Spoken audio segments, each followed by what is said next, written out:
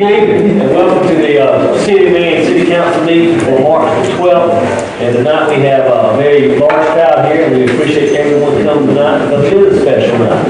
Tonight we're going to be swearing in our new city municipal court judge. And I would like to ask Ms. Lillian Sanders to come down. We'll proceed with our proceedings.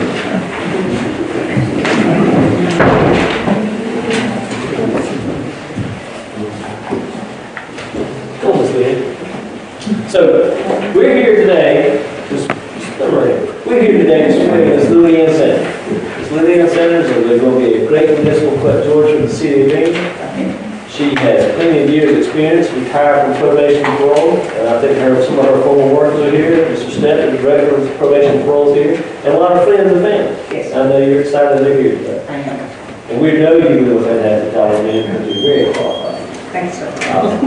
But without further ado, Mr. James Bottom, our city attorney, will be swearing you in, and we appreciate everything that you will do for the city. Mr. Sanders, I'm going to ask the mayor to hold the Bible with me. Okay. It's going to be both. If you look at me, place your left hand on the Bible and raise your right hand.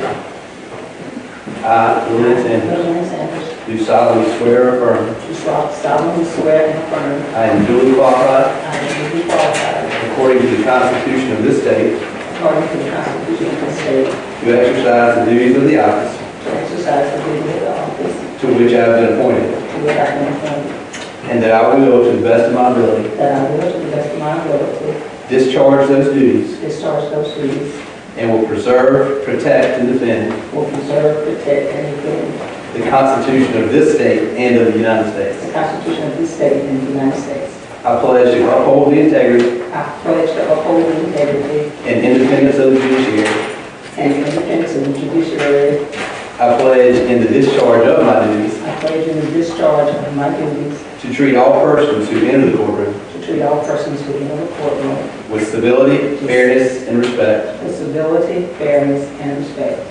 I pledge to listen courteously. I pledge to listen courteously. Sit impartially. Sit impartially. Act promptly. Act promptly. And rule after careful and considerate deliberation. And rule after careful and considerate deliberation. I pledge to seek justice and justice alone. I seek to. I pledge to seek justice and justice alone. I pledge to seek justice and justice alone. So help me God.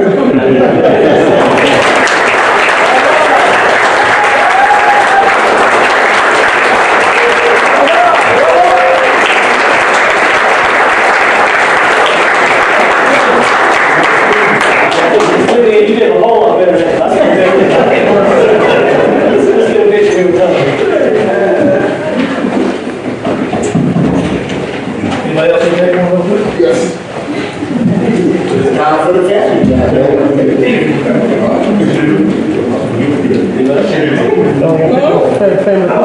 for the family, y'all. Come on up here, family.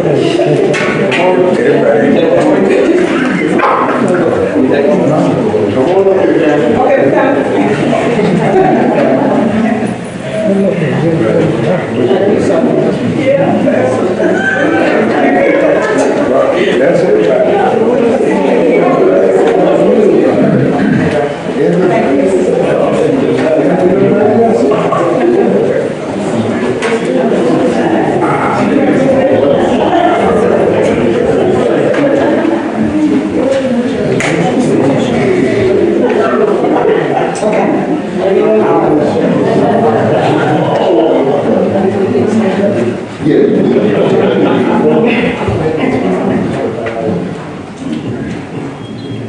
So like my mama does, if you can't see me, I can't see you. 1, 2, 3.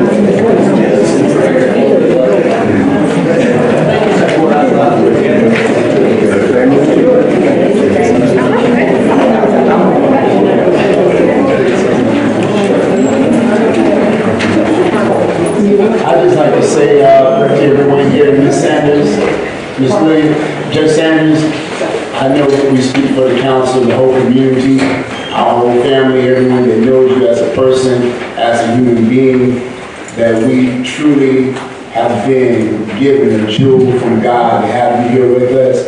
I know your family, we know the roots that you come from. Thank you for allowing us to be served by you. Thank you so much for allowing me to serve the city of Marion. Thank you.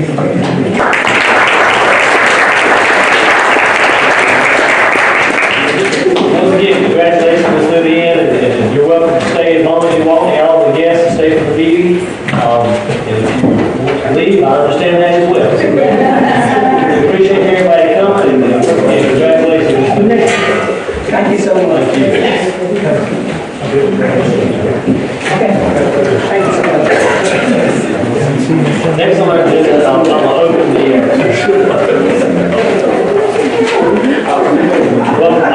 welcome everybody again. Followed by our prayer, and I'm going to put, Reverend Leonard, I'm going to put you on the spot tonight, sir.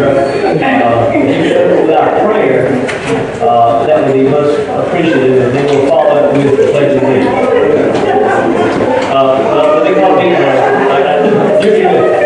I do want to call the meeting to order for the regular city council meeting on March the 12th.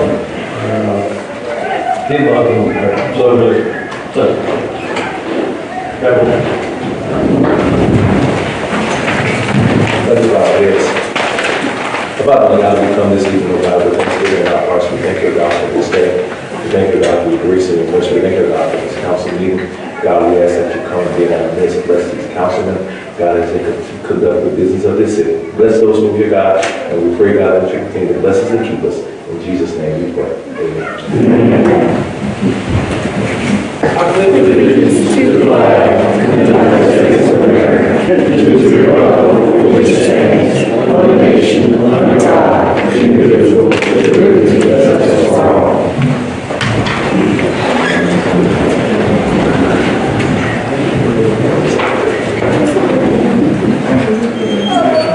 Reverend Leonard, we appreciate you. Didn't want to jump in there and do that. I figured you had that covered. Thank you so much. And once again, welcome to our guests that are here tonight. We had a public hearing earlier at 6 o'clock regarding our stormwater maintenance program that we're going to be initiating. And we discussed that, and any questions, just contact one of the council members as well. Moving on is, do I have a motion to approve the minutes from our February 12th meeting? All in favor? Any opposed? Motion carries. Next on our agenda is recognition of our February Employee of the Month, and I'd like to call Officer Derek Ray down to receive that honor.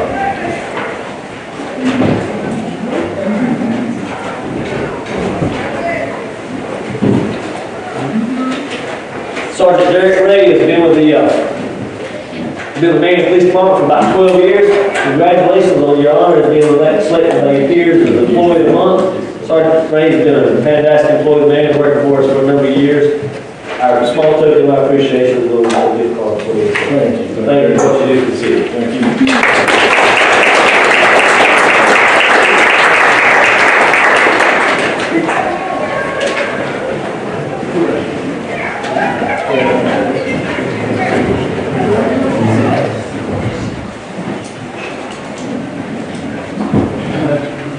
It's always an honor to honor our employees, but also especially our officers and first responders. They always do a fantastic job of keeping us safe. And thank you for the Marion Police Department and the fire department and our first responders for all that they do for the citizens of Marion. Next on the agenda is an update of information from Backus Transport. Is Mr. Backus here? It does appear that Mr. Backus is here tonight, so we'll continue on with our next presenter. We'll be Mr. Michael McLean with Greenbug Lighting. Mr. McLean, if you would like to come forward and do your presentation, sir. I'm actually going to come forward. He's on his way now. Okay. He had to grab a couple copies of for you. All right. Yeah.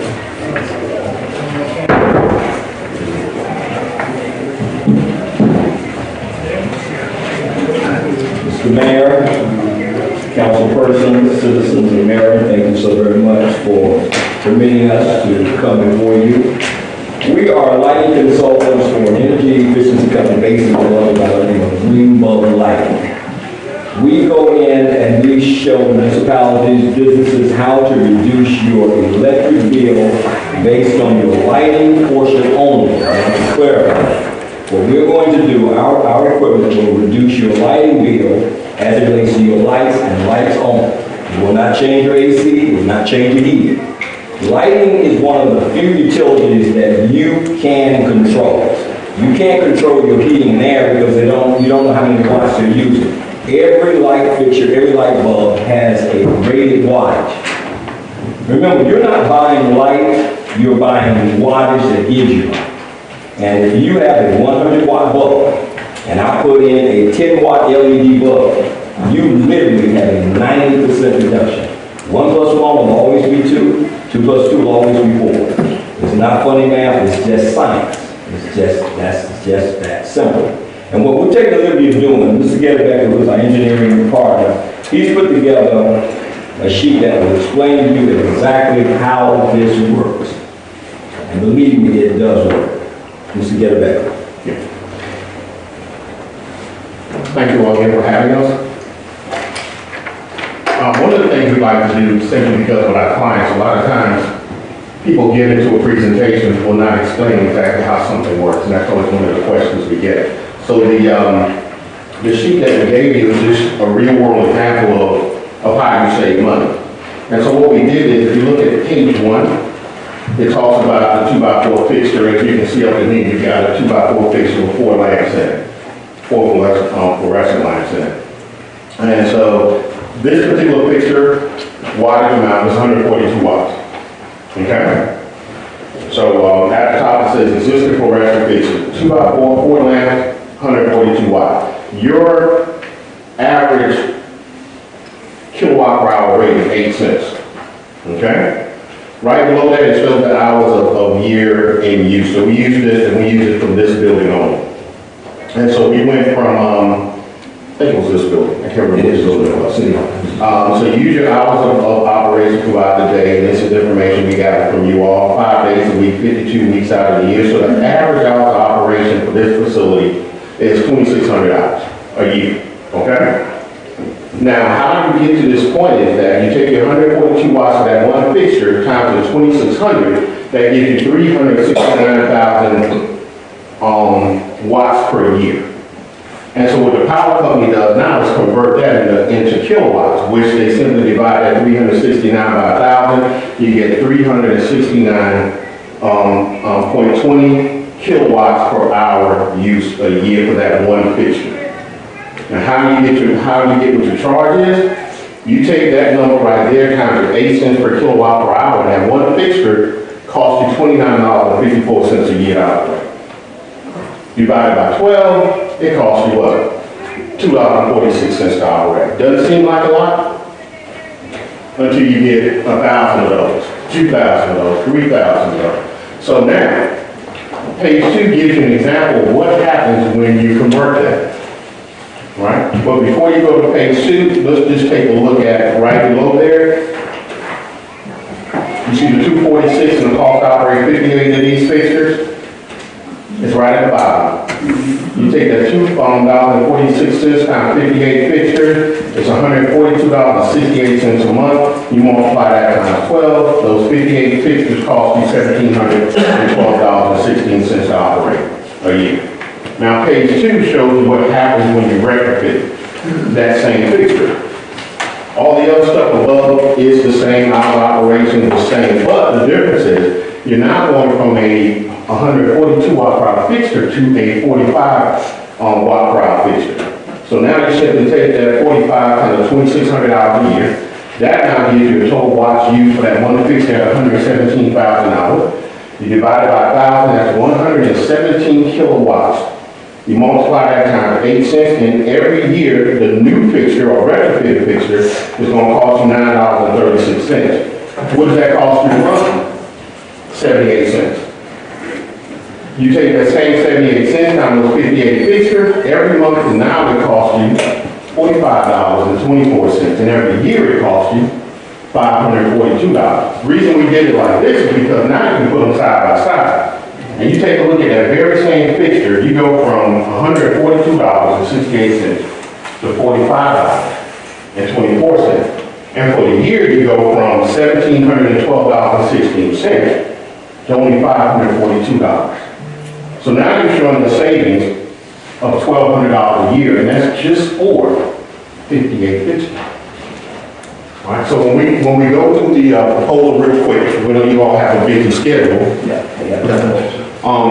You're going to understand those numbers now, and you see where they all calculated from. The other part about this is all our numbers are verified by whatever power company we're getting a rebate from. So whether it's Duke Power, Dominion, SCNG, whoever it is, that's who verifies our numbers. They come in, take a look at existing, what we're replacing it with, and in order to get the rebates, we have to have DLC rated products, which is the design line consortium product. Because these things have passed particular standards necessary to qualify, which means once they go in, they're going to do what they said they're going to do, they're going to last as long or longer than what was indicated, and you're getting a quality commercial product as well. Because we're not saying that Duke is not a good steward, but think about it, this is a business proposition to them. The amount of power that Duke pulls from the city of Marion, they're going to contract that power with another state and another city. And you can't pop your fingers at the end of the month and generate power. It has to be there. So by being a DLC product, Duke knows for sure that if Marion's going to give me back 10,000 kilowatts every month, I've got that power to sell to the lump. It's going to be there. So that's why you can get LEDs anywhere. But if it is not a DLC, there's not a power company in America to give you a rebate. It has to be a DLC product. And they don't do it out of kindness of their heart. No. And they don't do it out of kindness of their heart. So whatever they say here, whatever they say wherever, they're going to sell it somewhere else at a higher rate. So if they were selling base, and say they're going to sell it for 12, 13, 14, 15, somewhere else. So the business is profit money. You know, we save on one end. The other reason they do it is that they don't want to build any more nuclear plants.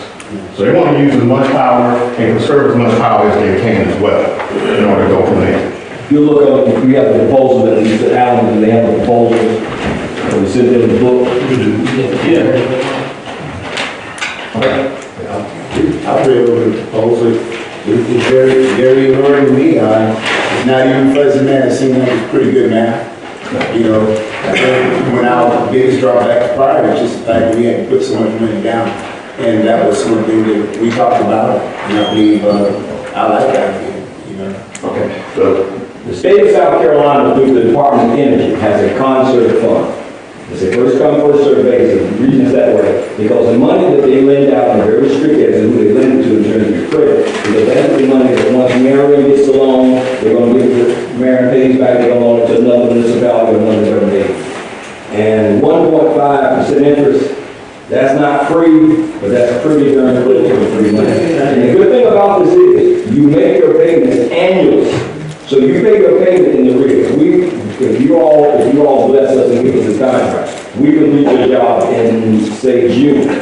Your payment is not due until June 2020. So all the money that you are saving, you keep that until the year. You also have a positive cash flow, which is stated in your proposal.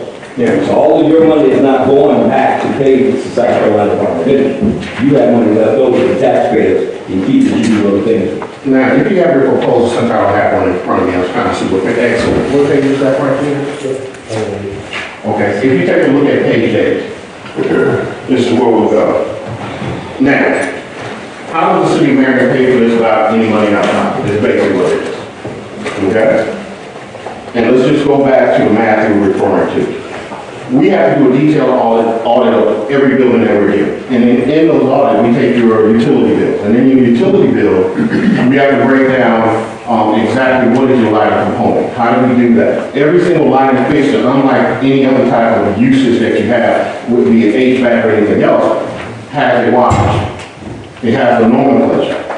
And so basically, based on your hours of operation, we can determine how much that fixture, those fixtures, are costing you to operate. And so what we do is we take that math and then we go back in. So if you take a look, this was only for your lighting portion only. The past year, the city of Marion paid, if you look at number 1 on your item there, paid the Duke Energy annually, for light and portion only, $43,859.92. And this was per your Duke utility bills. Okay? Based on retrofitting the buildings that we were allowed, we will reduce that from $43,859 to now you only pay Duke Energy $16,848.26. All right? So now you're looking at a savings of $27,000. All right? Well, 27,011.66, give or take. All right? You go to number 5. So how does the city of Marion pay for this? You have that savings of $27,011.66. Okay? Now here comes the concert fund with the 1.1.5% money. That annual payment to them for this process, for the entire lighting retrofit, is only $20,793.77, which you only pay at the end of the year. So what happens is, you continue to pay your due power bill like you normally do. You keep your savings. And at the end of the year, you pay the South Carolina Concert Fund, the $20,793.77. The city itself has a savings of $6,217. And you're only doing this for the course of the actual 1.5%. Which is 7 years. Which is 7 years. And after 7 years, the city keeps the entire profit. The other reason it's important to do it is simply because there's one constant we always know.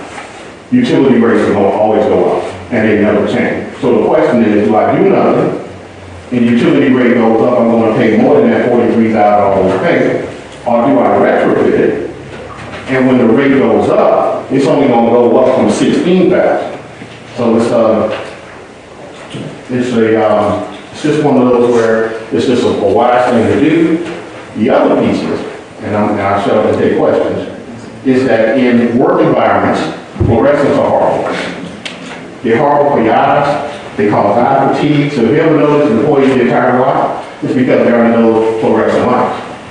You know, LEDs are closer to daylight, better for you, and you get a better quality of light. The only problem you're going to have is that your custodial staff, you're going to start seeing all the dirt in the parking and everything else, that you hadn't been seeing. So it's just one of those things.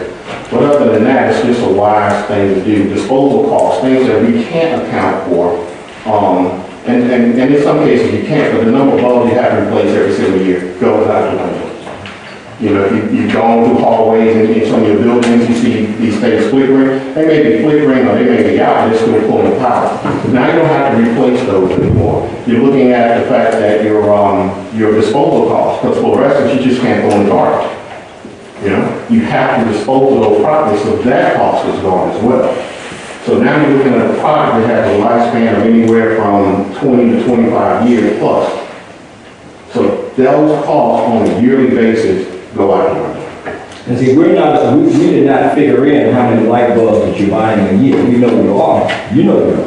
We did not figure in the man hours of you sending custodians over the buildings to replace balances, replace light bulbs. That's what we're doing. As he said, it's disposal costs. So those are 3 costs that are getting ready to completely go away. A city your size, Alan, would you say probably at least $5,000 a year on light bulbs replacement? If you figure the man, I would do that. So that's gone. So now they're focusing on those things that are really necessary and important. Yeah, as well as the constant going up, and the insurance risk you face as well. From constant repair. But this proposal is different than the initial proposal because we don't pay it up front. Well, you're not paying up front. The first is just that we didn't have this low cost of money. That's it. I did have a question. You said payback 7 years, but in the proposal it said 6 years. What's that? See, I'm looking at 6 years. 6 years. Okay. And a couple other questions I do have. The installation of the lights, the actual fixtures itself. Yes. Do we have the option? We'd like to have the option within our local contracts because to be on that, we want to keep money as much as we can in our city and with our local contracts. So that we would like that. No, those are one of the things, when we completed a project in the city of Darlington, those are one of the things we discussed. And anytime a municipality has that particular concern, we always do come with the intention of using local companies. So that's not an issue at all. Also, we have our baseball field, which is Green Street Complex, Yes. Sporting Complex. We own some of those lights that are down there that have the big light bulbs, which are, Yes. halogen bulbs in it. I think your proposal does not include, That is correct. replacing that. How much energy savings is it from switching those big bulbs to LEDs, and does it work in that application? Now, it does work in the application. We actually took a look at your softball fields as well, and all your sports, all your sporting fields. And the problem we run into, not only here but anywhere else we do it, is if the usage is not there, then it doesn't justify replacing. Because what we don't do is we don't come with inferior product, number one. So we don't go back with metal halide. Replacing with LED does make sense.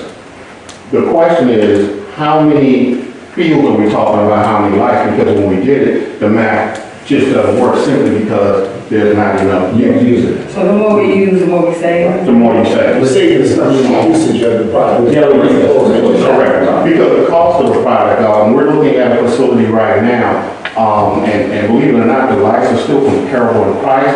But what we're looking at this facility is we're going to use the same lights at Duke University, at the new Atlanta Falcons football stadium, because that's the best light on the market. But the price point is still good compared to everybody else. And longevity, that's what we're looking at your But facility. if we only use it 2 months out of the year, it's not cost effective. As a matter of fact, your stated, the price of your field was more Then than twice the price of the whole project.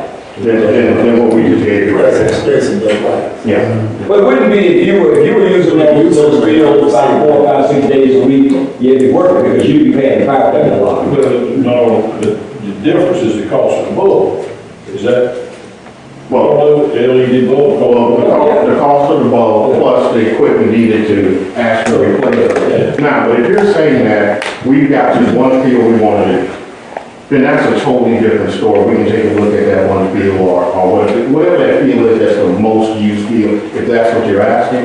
But in terms of all the facilities we looked at, that was the drawback. Plus, remember, our program is designed so you not to spend additional money. Yeah. Yeah, So I mean, that's what we're trying to do. So you're gonna increase your budget and you don't pay anything out of pocket. Also, and I know you touched on this, make sure defer first year payment not to June 2020. That's part of the The other thing with the concert fund is they meet quarterly. So the board actually, and in some cases, they've done some special things. City, I don't think you did the concert fund, didn't you? No. Yes, we do. Okay.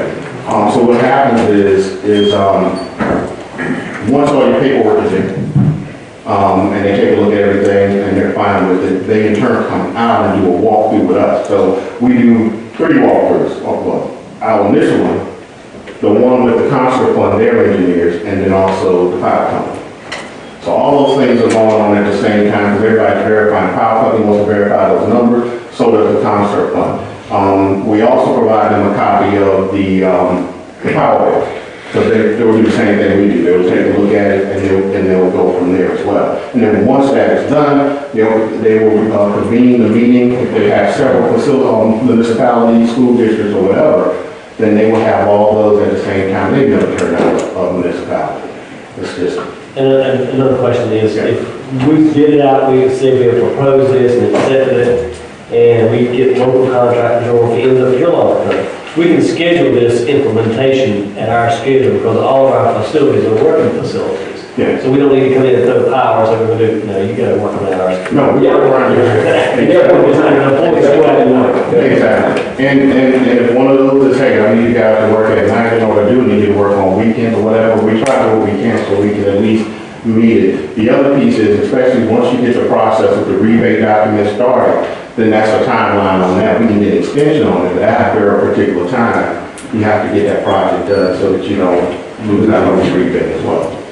Yeah, but everything works around your schedule, your client. After y'all completed all y'all's installation, replacements and all, as far as the maintenance, the follow-up that, Yeah.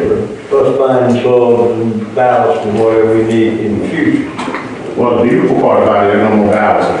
So the ballast, and that cost, I didn't think about. The ballast. Yeah. So but in terms of maintenance, and in terms of the replacement, if I'll let you go ahead, but. That's like the bulbs and whatever, Those are 3G. we buy them from you or we don't? No, you don't have that. Your bulbs are, well, you can't see, but those fixtures, that's going in the gymnasium. That's a 10-year warranty fixture.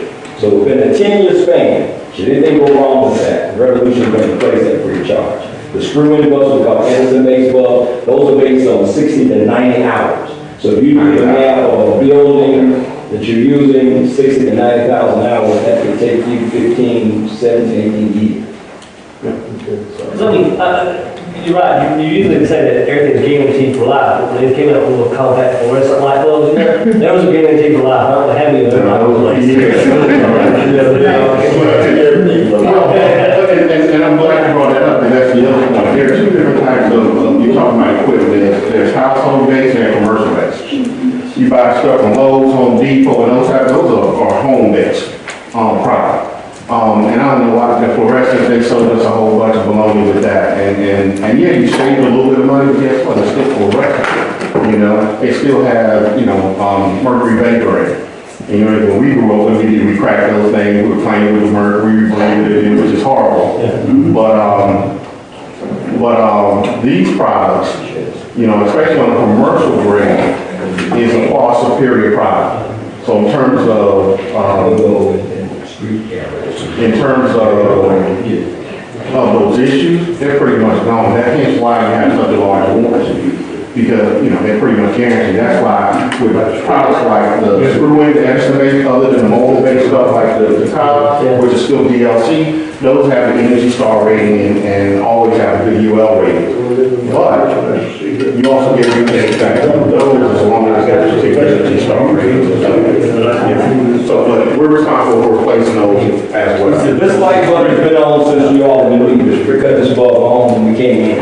Really, there's no heating, it's supposed to burn all the time. That's don't be real hot, but And see, that's another thing. Being in South Carolina, in the summer months with heat, LEDs give off very little heat. So the heat that's being generated from the residents is going to heat this room up a lot more. So your AC is going to run longer based on the heat. LEDs don't cut that. And the reason being is fluorescents are 70% heat, 30% light, whereas LEDs are 98% light, 2% heat. Most of your facilities, except for your 8-foot fixtures, the 8-foot fixtures will get the LED tubes. The rest of your facility, if you ever look at an LED tube, it's basically a strip that you see in here. It's what's in that. but that's a piece of tape. It got to be in that, I've seen it roll. Yeah, that they use it in different, that is correct. Now you see what we're doing with them now, where we're sealing them, they're nice and neat. We can actually come in here with that net strip, although we still tack them down, no problem, we come in now.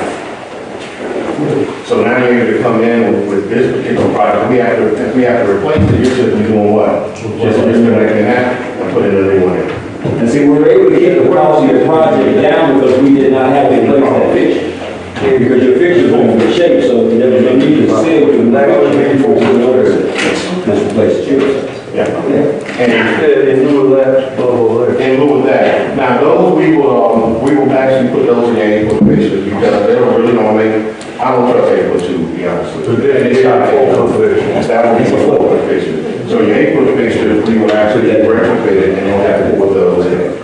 The other beautiful part, I know you all know this already, LEDs are directional. That's why when the fluorescent goes out, it goes out. When the incandescent goes out, that filament expands, contracts, and runs through it explodes.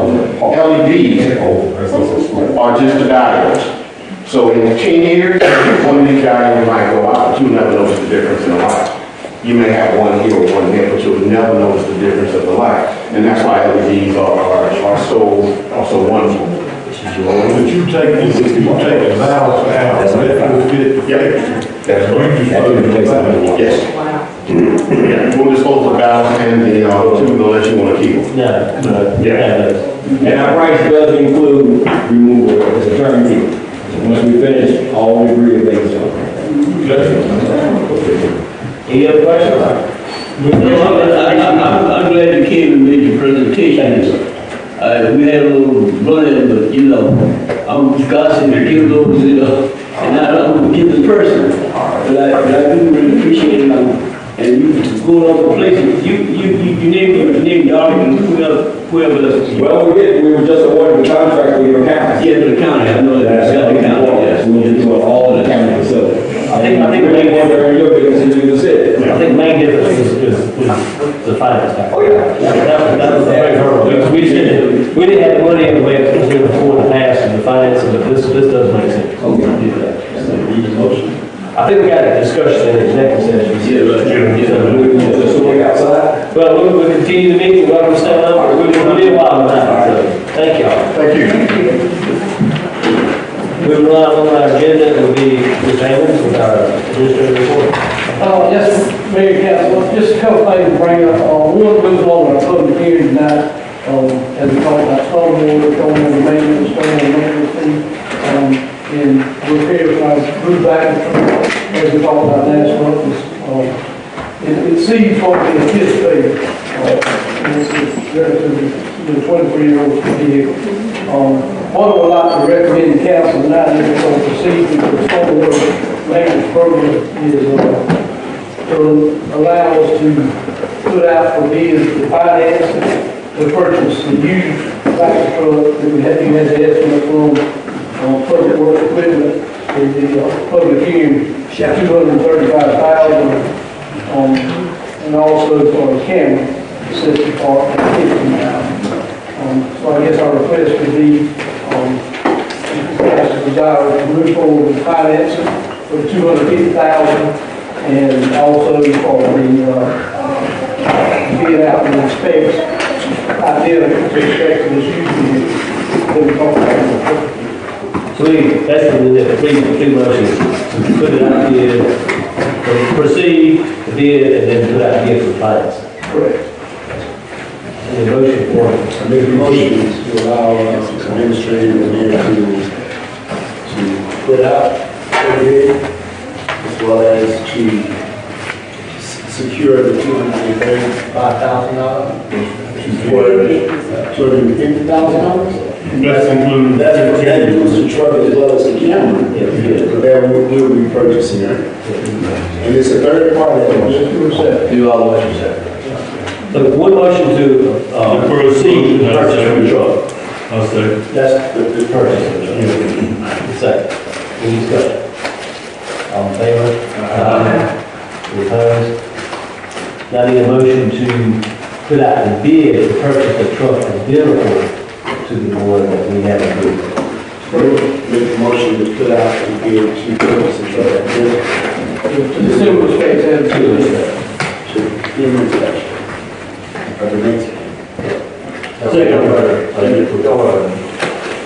Trying to know through the exact mileage and all, or a new truck? Well, the exact same specs that we've got here. The same specs. Same specs. Second. All in favor? Any opposed? And then I need a motion to put out the financing of the truck and camera system. Also put out a motion to finance the truck. And the camera. And the camera. Is there a second? Well, that's $250,000. That's correct. All in favor? Question. Yes, sir, question. That we put that out in the specs, so you bid on the financing, it's gonna be backed by the full faith and credit of the city, or is it based on the equipment? Well, the proposed finance we had earlier on the estimate for the actual vendor was back on equipment. And I'm assuming we would also use that back equipment. Should be easy. We use that equipment. There's a big difference from a financial institution if you're using the equipment to allow, and that's all you have, if you had the full faith and credit of the taxing authority of the city of Marion. Well, we got to do the general obligation bond, we got to the deal and that. Well, that's what I'm asking. We've been doing lease purchase, kind of like we did. And that's what I'm trying to get clarification on the finance. How you gonna get it? It's basically lease purchase. Okay. So the truck and the camera will stand for the room. So just like we did with the fire truck. Just need to have it clear. So the motion was to put out bids and lease and purchase, the financing of the truck and the camera based on the financial package of the truck and camera system.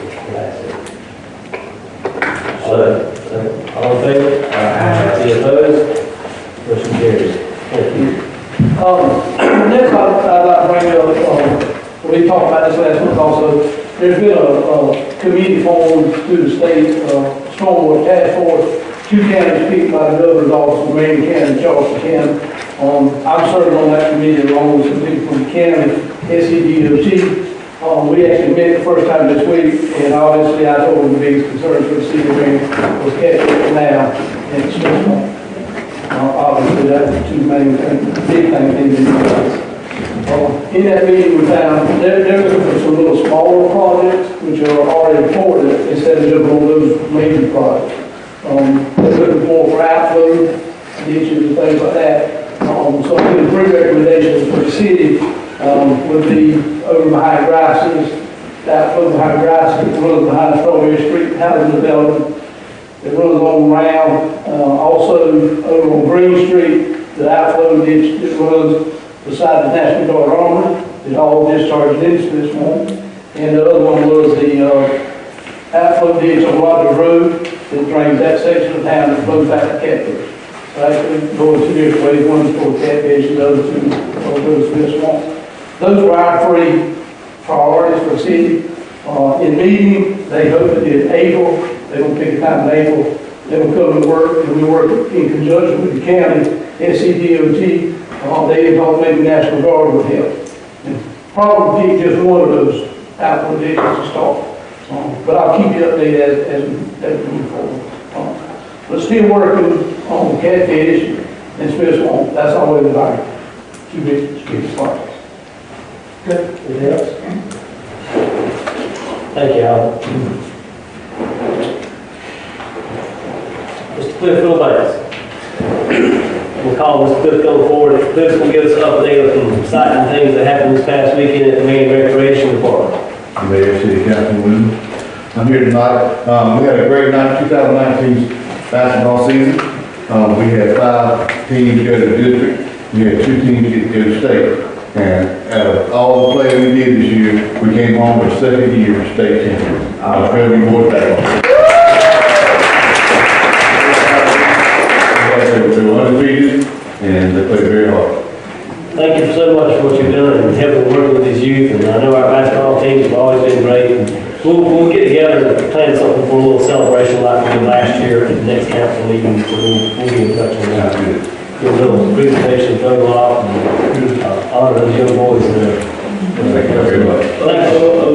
Mr. Mayor, she's having room at our next council meeting, the general public see those. Yes, I just said we were having a presentation at next meeting. They'll be here. Next week we'll do that, we'll do a little presentation. Thank you, Cliff. Thank y'all very much.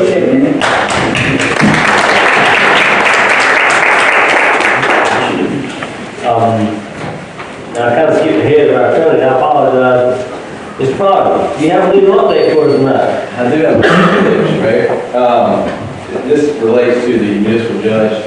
It's come to our attention that right now our ordinance as written states the judge shall hold office for a period of 1 year and or until a successor is elected or qualified. That is contrary to the South Carolina statute. So I think we need to amend our current ordinance. The state statute requires that when a municipal judge is appointed by council, it's for a period of not less than 2 years, not more than 4 years. So we have to start setting terms to that. But in the meantime, obviously we'll get that out on Alan. I think he gave you all a copy of our ordinance. And I've got a state statute if you want. We'll obviously get that on the agenda, but that's going to take some time. So I think in the meantime, and you can do it now if you want to, or you can do it next meeting, I think it's fine. But I think you need to define and make a motion and have it approved by council, the term that you want Ms. Leanne Sanders or Judge Sanders to sit for, whether it's 2 years, 3 years, 4 years. That's up to the council to decide. So either, like I said, if you want to talk about it, think about it, you can do that, and do it next week, I think that's fine. But we are going to amend the ordinance. Questions? Any questions? Maybe, the mayor, maybe, that so that you and the administrator and the attorney can maybe bring forward a recommendation. It may be with our election process being every 2 years, it may be that 2-year term might be good. Maybe the 4 years. Yeah. But it's something to think about, maybe y'all make a recommendation. Yeah, we can discuss it. We can do it after we come back out of the executive session. Although we can, executive session, we can do it. Well, it's coming from him. Can we do that after we come back out of the executive session? Go ahead, Doctor, not on the agenda. Yeah, I mean, I Oh, we think, would have to. If we're going to appoint her, we have to appoint her for a certain amount of time. Yeah. So that's, I think you need to clarify the intent of council, how long you want to, Ms. Leanne's, what you intend to do once the ordinance is enacted. right? we need to make everything clear about our intentions. of Correct. what we need. And then vote next, but then we'll have to approve 2 meetings on. Oh, the ordinance, that's right, it's to amend the ordinance. I think just for an action standpoint, I think there needs to be clarification because Jeff Sanders is about to take the bench. I think So that needs to be clarified tonight. if either tonight or next month, I think is acceptable as well. I think it's just going to take too much time to wait on the ordinance. Yeah, that's just for the ordinance. Correct. Gotcha. Just for the ordinance, to be clear. That- You need to be, because it's not constitutional at this point, it's South Carolina law. Well, it's not, If she served more or I less. understand it's not the law, so we have to change it to the current status. Yes, our ordinance amended, yes. Mr. Mayor, it's not on the agenda for executive session. So that being the case, I could make a motion to amend the ordinance out here tonight, if that would be okay, to amend the ordinance and set term in a 2-year term, and that you proceed with the ordinance to qualify. I think what we just, No, I know, but if we approve the amended agenda, I mean, amend the ordinance, then you have to have an ordinance to present to us and have it on the agenda before we can vote on it. right, I think This what would we just be the amended If it's agenda. consensus of council to move forward, we'll have the first reading on the ordinance next week. Next week. Don't worry, we'll have it on the agenda for next week. And I apologize for skipping ahead. I'll continue with my updates. And thank you, Cliff, our youth that are doing such a great job at the Recreation Department, 2 years for the championship. That's fantastic. Last Monday through last week, the city went in and did a final cleanup at Thomas Trailer Park. We got that area looking much better. We contacted with the owner of the property, and we'll be sending him a bill for the cleanup at that Thomas Trailer Park property. Also last month, we were working over on Gregg and Hart Street. We had several drainage ditches that were overgrown. And I hate to say it, but actually one of them, we found a catch basin that hadn't seen daylight in 20 years. So we resurrected that catch basin, and hopefully that'll help some of the water issues we have in that area as well. When we get our backer truck, we go in and we'll do some cleaning on it, but we got debris around it cleaned up pretty good. And so we're just waiting to bring our truck in over there and we'll get that done. Also in your handout was an invitation to remember that on March the 19th, that's next Tuesday, we have our city employees party at Woodhaven. It's at 7 p.m. I encourage all our council members and guests to please make sure they be there at 7 p.m. And last month, we had the chili cook-off and the Run Fest, sponsored by the city doing. We had a good event turnout for the Run Fest and chili cook-off, so thank you for everyone that participated in that. Going right down my list, previously we leased some new police cars through Enterprise, and Captain Smith has his new truck in, and Dennis has his truck in as well. He's got it all badged up with the police department. He's got a new dog box in the back, so he either have a camper and Captain's happy.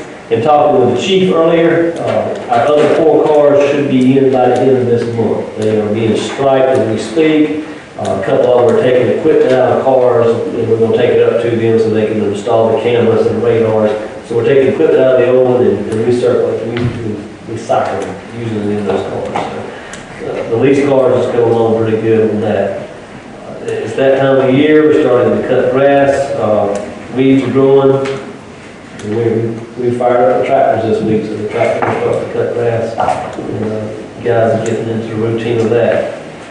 Moving on, CD Joiner, after Hurricane Florence, CD Joiner flooded, and we had insurance claims, because this our insurance paid for it, but the front portion of the, right from the stage flooded probably about 16 inches. And our insurance paid for new carpeting put in, so that was completed last month, so the front half of that stage area is, the front of the stage is going to be carpeted, and it looks good in there. And we're doing some painting, where we had some leaks, so Cliff and those guys, we got CD Joiner looking good as well. Then on talking about Greg Street, Arch Street, we are going to be looking at a CBDG grant coming up in the fall this year. That's a community block development grant. It's a competitive grant, but what our plans are to look at in a concentrated area, there are probably half a dozen or 8 houses, Mr. Baker, you're aware of it, that are in such a poor state of condition that the only hope for them is to be torn down. But because of the DHEC regulations, we need to go through the CDBG grants to get the funding to do the inspections on these properties, to do the abatement if there's any asbestos in it. But we're going to go for those grants and concentrate on that area, because the way that works is it's got to be a concentrated area. So we're going to be working on the CDBG grants over there and go from there. We also had one citizen who had a property that he identified that he'd like to be torn down. He did his own asbestos inspection. They identified a little bit of asbestos, but the way it works, he was able to abate the asbestos himself. A homeowner can do it, a city cannot do it. A homeowner can abate the asbestos, but we can. What's the difference with him? So they've got the asbestos permits and everything's approved with DHEC, so we're just waiting to get one more document back to DHEC, and we'll help this gentleman tear down his house. We will anyway. So he's gone through the process and done what he had to do, pay the fees, and we'll take care of that house as well. But that was been done by the whole board. We'll do that. Moving right along, that's all the comments I have for now. Councilman Baker, do you have anything to say? Mostly, Mr. Evans and I went back and forth all over this. There's only one, since you said that. Out of one of those homes, actually, for tax reasons, it belongs to the city now, or the county. The one on Euclid is right. So that particular one, would we need to hire someone to come in for the asbestos? Yes, sir. Yeah, but the city would have to do that because But when the fourth nature commission turns it over, we could, yeah. But the slippery slope is saying that if we do the if we do the inspection and then come out, it's got to be abated, and we spend $5, $10, $15,000 to abate the asbestos, then we tear it down and we got $20,000 and $1,000. So that's why we need the CDD grants to help us on doing that. that's all I have. Councilman Fraser? I'm pretty well set. I was up in the county this morning complaining about Gilcrease Street down there, trailer down there. They still trying to throw it back in the city's lap, which that makes sense. The attorney looked it up and he said they wouldn't know something, but he would try to get it done by June. And that still falls in the same thing as we got to get that abated and cleaned up. But I told him it was the county because, they sold it.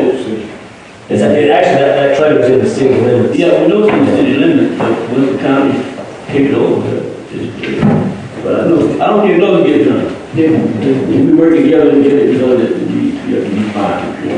We'll do bad down there.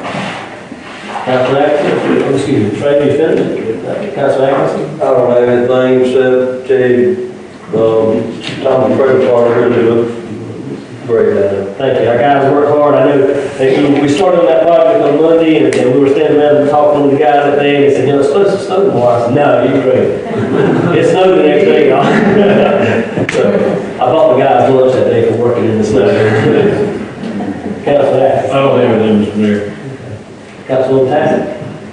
Yes, we have an invitation here for my church, Methodist Missionary Baptist, and I just saw this. This is for our, a union with our health ministry. It is called the Helping Hands Ministry, and Ms. Linda Muhammad is here. Thank you for coming, Linda. And this is going to be on the 23rd. Okay, and we're asking that you register by March the 21st, no later than Thursday, March the 21st, and you can do so by calling the church at 843-423-3291, or Linda Muhammad with the Helping Hands Ministries at 843-423-6587. So we look forward to having all of you at our breakfast. Is that right, Linda? Absolutely. Also, congratulations again to our 12 and under the competition on Saturday. It was really, really exciting. It took me way back. I was a point guard, yes I was. But it was a very close game at one point, but we managed to pull it off. And thank you, Cliff and Director, for everything that you're doing for the well-being of our children. Thank you so much. Councilman Hunt. I'd just like to tell everybody hello again. I spoke to a couple of people. I see Miss Hemingway back there. I'm sorry. Nichols. Her daughter, we were really good friends. Her family be really good friends. And Mr. Nichols, I haven't seen her in a while. And Miss Moody back there, she taught school with my mother down in Church Day. And Ms. Howard, she always been on me, on my side since and I like to speak to Ms. Rogers, she was my second grade teacher. And I just hope this above and everything. And I like to speak to my pastor, Pastor Davis back there. He's a good guy. He's been working with the kids in Marion for the last 2 years, basketball, track and field. To this day, he hasn't received one quarter. He picks them up every day. He takes them back and forth to practice every day. He is a very deliberate and focused individual. He doesn't ask for anything, but I like to acknowledge him today because he really does do a good job because he is overlooked sometimes for the work he does, but he really does give a good job. Y'all see Benny out there working. He's actually out there helping a lot of kids. He's doing the track and field, am I right?